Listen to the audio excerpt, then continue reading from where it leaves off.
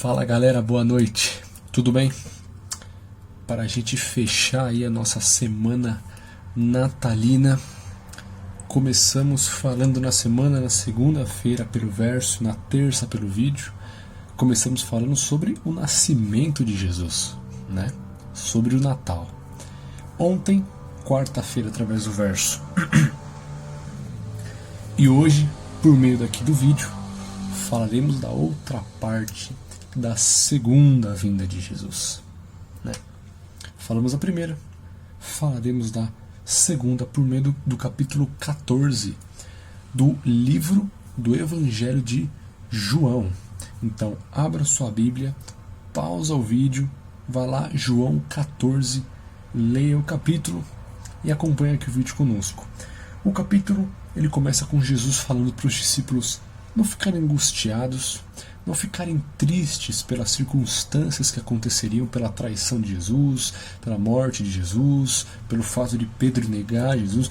Jesus fala para que eles não ficassem tristes por causa dessas coisas, porque Jesus morreria, subiria ao céu, prepararia a morada e voltaria para buscar a eles. Então, através disso, Jesus dá uma palavra de conforto aos discípulos, né? Dando a certeza de que ele voltaria e buscaria os discípulos juntamente com todos os demais discípulos de Cristo que aceitassem a Cristo, para que vivessem onde Cristo vive, no céu, durante os 1000 anos. Tá? Em seguida, Jesus fala, né, que ele subiria para Deus, e ele, através do verso 6, ele mostra que ele era o caminho para Deus. Né? Então, os discípulos não sabiam muito bem isso. A gente vê que os discípulos eles estavam ali há mais ou menos 5 anos com Cristo e eles não conheciam plenamente a Cristo. Eles não entendiam totalmente a Cristo, totalmente o ministério de Jesus. Mas Jesus, a sua infinita paciência, na sua infinita sabedoria, calma, ele sempre fez questão de explicar para os discípulos. Então, as questões sobre a sua vinda, sobre o seu ministério aqui na terra. Então Jesus fala que ele era o caminho para o céu, que ele era o caminho para Deus, só ele é o caminho para a salvação, só ele é o caminho para a Canaã celestial, só ele que nos dá a salvação. Ele é o caminho, ele é a verdade que revela a Deus, ele é a vida, é ele quem dá vida, e só ele. E Jesus ele vai explicando ali para os discípulos e ele faz questão de mostrar que tudo o que ele havia feito até então, todas as suas belas palavras, todos os seus ensinamentos, todos os seus milagres que ele havia feito para as pessoas, tudo isso acontecia por um motivo, porque o Pai permanecia nele. Quem fazia tudo isso, esses ensinamentos, essas boas obras, esses milagres, segundo o próprio Cristo, não era ele, mas era o Pai através dele. Tudo que ele fazia era refletindo o Pai. Era através de Jesus, mas quem fazia era o Pai. Então Jesus aqui mostra e fala para os discípulos, tanto aqueles 12 quanto para nós hoje, que nós podemos fazer muitas coisas assim, coisas até maiores daquela que ele mesmo fez. Sabe como? Se Deus Pai permanecer em nós. Se nós buscarmos a Deus Pai, se ele permanecer em nós, se nós permanecermos nele, então Deus nos usará como ele usou a Cristo, e através de nós Deus fará grandes maravilhas em palavras e ações, mas o segredo é permanecer no Pai, permanecer em Deus e com Deus. E tem um outro detalhe. Jesus mostra então como que os discípulos fariam essas outras coisas maiores, fariam essas boas obras e fariam essas maravilhas que ele fazia. Primeiro modo, na verdade, são as 3 coisas que Jesus mostra aqui, que os discípulos precisavam fazer para realizar esses milagres, essas grandes maravilhas. Primeira coisa, estar em oração. Segunda coisa, obedecer os mandamentos. E terceiro, por meio do Espírito Santo, que ele enviaria. Jesus fala, tudo que vocês pedirem em meu nome é relacionado à missão, relacionado a levar o Evangelho, a pregar o Evangelho para honrar a Deus. O que vocês me pedirem eu faço. mas guardem os meus mandamentos, obedeçam os meus mandamentos, porque assim vocês provam que me amam. E que o Espírito Santo esteja em vocês. Que o Espírito Santo faça as coisas através de vocês. Então Jesus mostra que ele enviaria o Espírito Santo. Jesus então estava na terra, ele subiria para o céu, e quando ele subisse para o céu, ele fala que Deus enviaria outro Consolador. Ou seja, o outro ser da Trindade, um outro ser santo, agora o Espírito Santo. Então o Espírito Santo substituiu a Cristo neste mundo. E Jesus faz questão de dizer que o Espírito Santo desceria sobre aqueles que obedecessem, que ele habitaria naqueles que obedecessem, que permanecessem em Deus, que quisessem permanecer, obedecer, viver com Deus. Nessas pessoas, o Espírito Santo habitaria, não no mundo. As pessoas do mundo não veem o Espírito, não conhecem o Espírito, não seguem o Espírito, não entendem o Espírito, porque não fazem questão disso, porque não querem.